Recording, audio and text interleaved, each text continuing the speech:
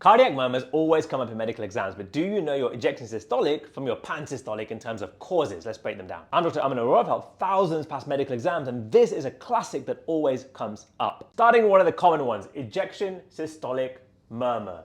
Think aortic stenosis, that's the first one that should come to your mind, as well as aortic sclerosis as well.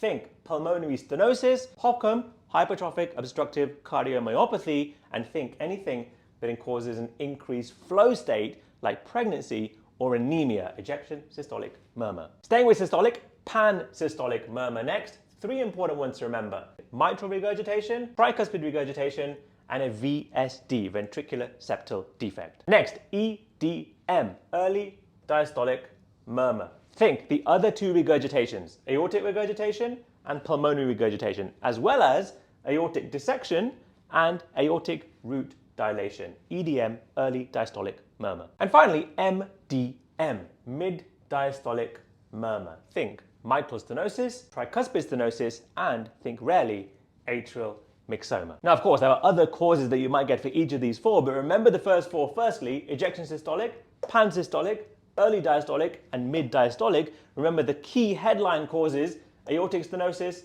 mitral regurgitation, aortic regurgitation, and mitral stenosis, and then try and remember two or three others that could easily come up in your exam. I'm Dr. Aman Arora. I've helped thousands pass medical exams with quick fire teaching like this. If you want more like this, comment below on what you want me to teach you on in a video, and check out the website auroramedicaleducation.co.uk and have a look at our free trial packages to see if we can get you through your next exam. See you on the course.